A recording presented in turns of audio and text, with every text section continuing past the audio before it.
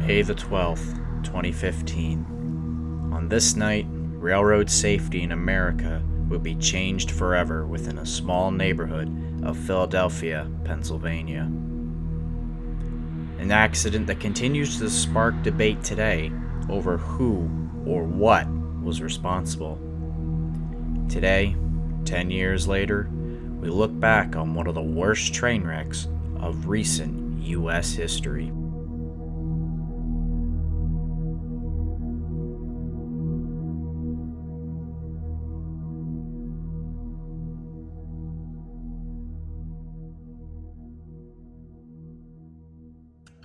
It's 7:15 p.m. Eastern Daylight Time.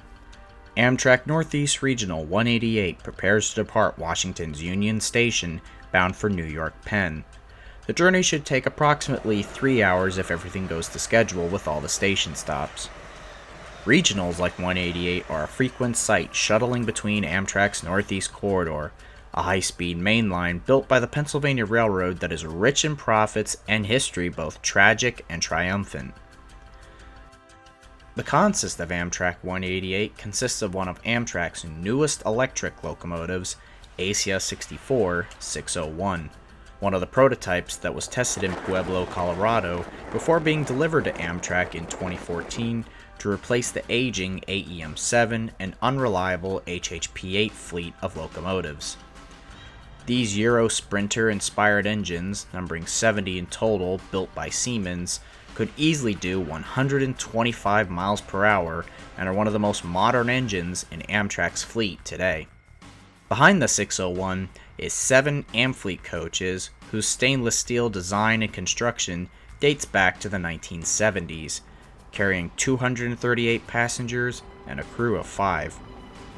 Among the crew were 2 assistant conductors, the conductor himself, and engineer Brandon Bostian.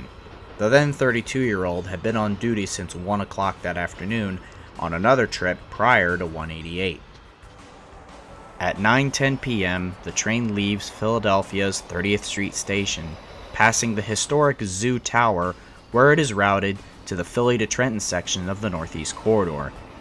The main line mostly consists of a 4-track main line between Zoo and Trenton Transit Center, 188's next stop, sharing trackage with SEPTA, New Jersey Transit, and even Conrail shared assets. 188 is leaving the city of brotherly love behind, approaching the industrial district of Port Richmond. As it does so, trouble is brewing.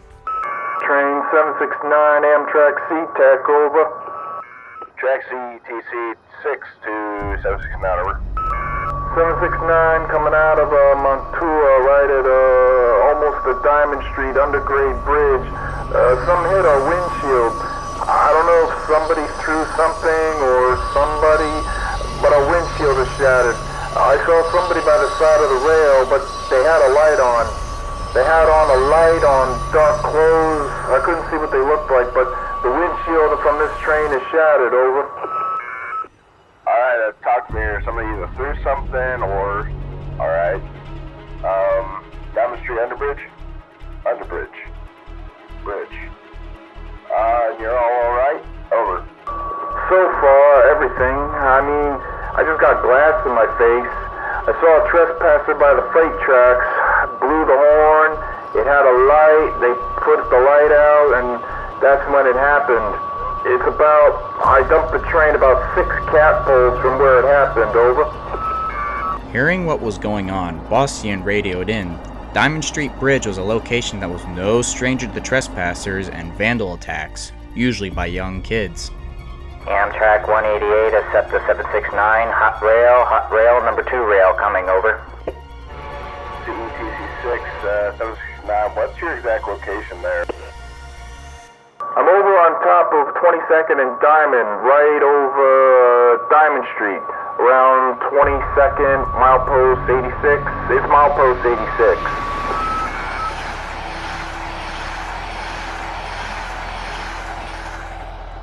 This rather mundane request for a location will play an important role in the investigation later. As 188 passed the SEPTA train, he strangely began to increase his speed, reaching 105 miles an hour. However, the upcoming curve at Frankford Junction, the location of a small Conrail freight yard, had a speed limit of 50 miles per hour.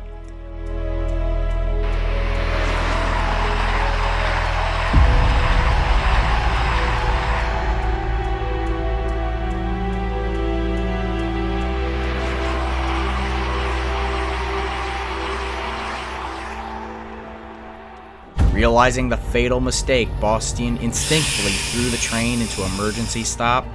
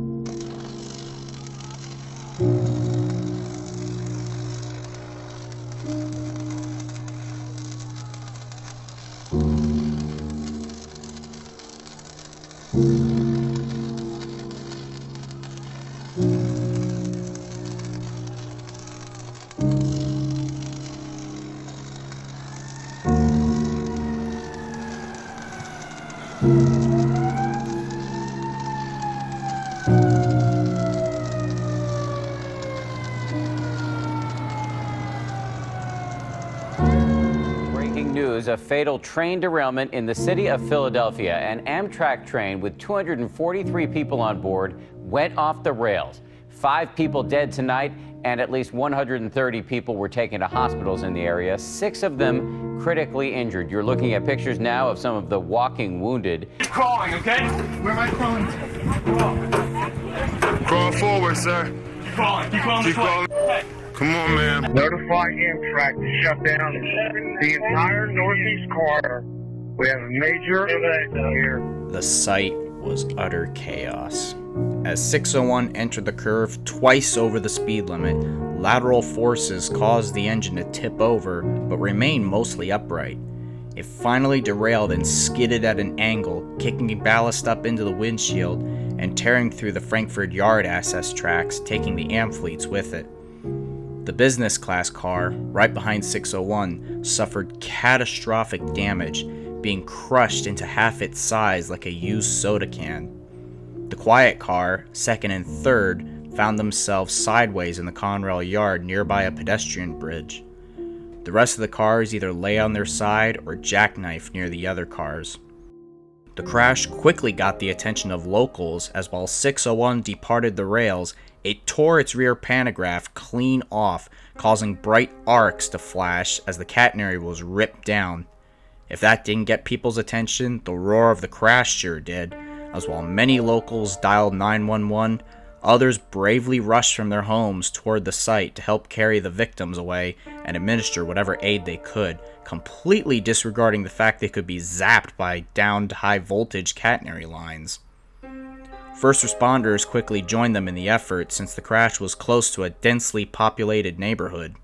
I mean, it was mayhem at first. I mean, it was, I was in the cafe car, so about 8 or 9 cars. I was in the third and fourth. I was in the fourth car probably, and there was a lot of blood and a lot of folks got banged up, got hurt bad. I pushed out the emergency window.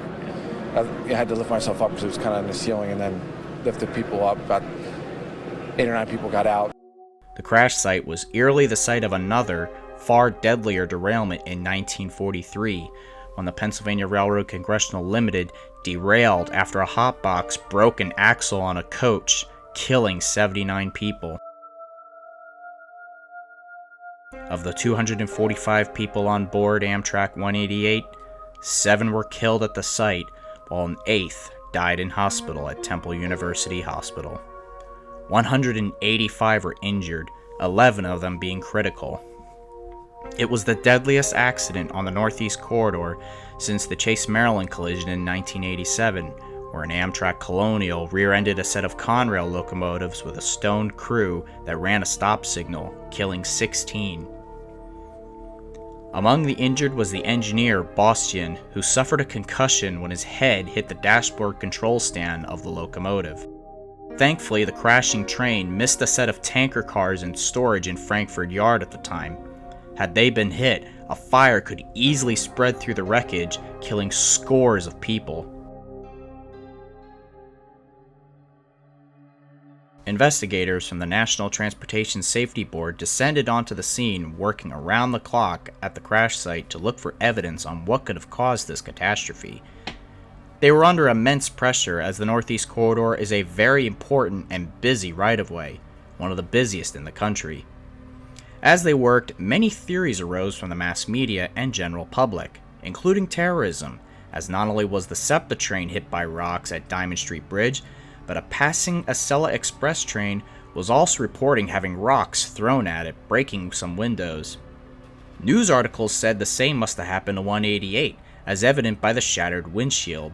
However, this theory was quickly dropped by the NTSB and the FBI, as 601's windshield was more or less shattered from ballast rock being kicked up as the locomotive skidded off the tracks, not from the hooligans at Diamond Street.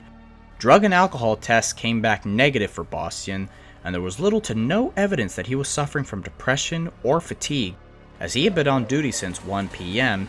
and had already completed another trip prior to 188 just fine, and had a regular work and rest schedule.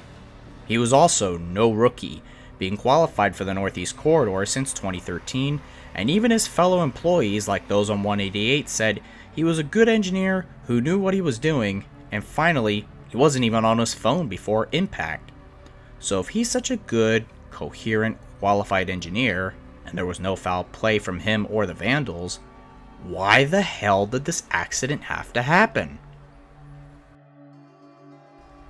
While interviewed by the NTSB, Bastian stated he didn't remember much from anything prior to the impact, but he did remember the radio conversation between a distressed SEPTA train and dispatch. I was a little bit concerned for my safety. There have been so many times where I've had reports of rocks that I haven't seen anything, that I felt it was unlikely that it would impact me, and I was really concerned for the SEPTA engineer. I had a coworker in Oakland that had glass impact his eye from hitting a tractor trailer, and I know how terrible that is. Now, there's nothing wrong with paying attention to the radio on what everyone else is up to, especially during something like this. Train crews, engineers included, are expected to monitor radio transmissions while operating their trains, because these communications can be relevant to the safe operation of their trains. Operationally relevant information might be discussed, including reporting issues with the track, signals, defects on passing trains, deteriorating weather conditions, etc. In this case, it was important for the Amtrak engineer and other train crews operating in the area to know that there's trespassing idiots throwing objects at passing trains, causing the SEPTA train to go into emergency. He picked up the microphone on the radio to let the SEPTA train know he was passing them, and blew his horn so that anyone outside, trespasser or train crewman, knew he was coming, in accordance with federal regulations on trains passing standing equipment. After passing, he still kept his attention to the radio conversation, lasting over 6 minutes, while still observing signals and the track area ahead, only to accelerate to 105 miles an hour 27 seconds after the last transmission. According to Bastian, he normally accelerated up to full throttle and then backed off as he approached his target speed. Black box data indicated he did just that until the train reached about 95 miles per hour. But it was clearly the wrong time. Therefore, investigators concluded he lost situational awareness of where he was, being distracted by the radio. Even despite the engineer's experience in the area, after operating around the 65 mile per hour curve near milepost 83.5, he failed to decelerate the train as it approached the curve at Frankford Junction, a maneuver he had performed many times, and since the procedure is repeated quite a few times, even immediately after the curve at Frankford, it seems rather likely. A series of accidents of similar nature occurred across all forms of transport over the years, including in aviation, where a crew member or crew members' prolonged focus on one area of operations can take attention away from the full picture and other critical operations, including those performed in the near future, with one of the worst occurring at Chatsworth near Los Angeles, California, where a Metrolink engineer was texting a local rail fan while operating his train, causing him to miss a stop signal and colliding head-on with a Union Pacific freight train, killing 26 people. That brings us to the next factor. After that incident in particular, technology did exist that would have alerted Boston of his mistake and therefore, in theory, prevent this accident from ever happening. That was Positive Train Control, or PTC for short, introduced in 2008. This system uses wireless communication methods to track a train's position and stop the train if it's going too fast toward a curve, speed restriction, restrictive signal aspects, incorrect switch positions, etc. The system greatly reduces the chances of these sort of accidents. Amtrak has a similar system called the Advanced Civil Speed Enforcement System, or ACES, installed starting in 2000 at select spots, namely the Boston to New Haven area, and functions much like PTC and meets the FRA requirements of such. According to Amtrak officials, they stated Positive Train Control had been installed on the tracks ahead of the Congress-mandated December 2015 deadline, but had yet to be fully operational due to quote-unquote budgetary shortfalls, technical hurdles, and bureaucratic rules. After all, for 4 years, the railroad had to struggle with the FCC to purchase the rights to airwaves in the Northeast Corridor required for Positive Train Control. So while installed on the corridor, it was simply not turned on and set up for operations in select regions, including the Frankford curve.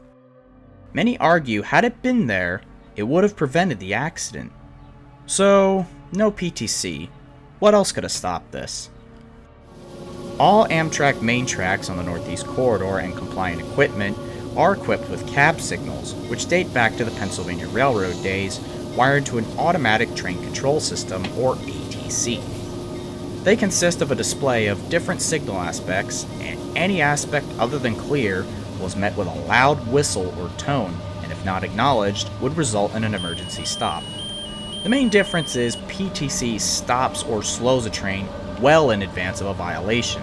ATC, however, is more reactive and steps in once a violation occurs. While they ensure the locomotive engineer recognizes and acknowledges track signal downgrades, it can't factor physical territory, which was a factor in an accident at Back Bay near Boston, where an Amtrak night owl went too fast on a curve, tipping over and colliding with an MBTA commuter train. Fortunately, no one was killed. That was taken care of, however, after that accident, as a cab signal change point was added to drop the cab signal from clear to approach medium, which required the engineer to slow the train down to at least 45 miles an hour to negotiate the curve and enforce that speed, but it only existed on the westbound side, not the eastbound side 188 was coming toward. This was because the maximum approach speed for westbound trains was 110 miles per hour, higher than the overturn speed of 98 miles an hour. Amtrak assumed that eastbounds couldn't possibly be traveling faster than the maximum approach speed of 80 miles per hour by the time they reached the curve, because they figured even if an engineer failed to slow down from the maximum approach speed, the train would still be below the overturn speed. This was once again not the case, as Amtrak 188 was going more than 100 miles an hour by the time it derailed on the curve.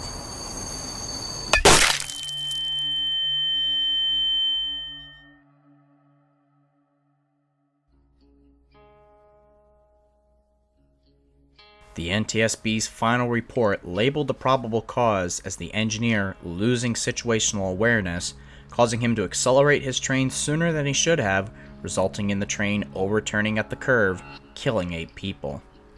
They labeled the darkness, the lack of positive train control, and the lack of a cab signal speed reduction as contributing factors to the accident.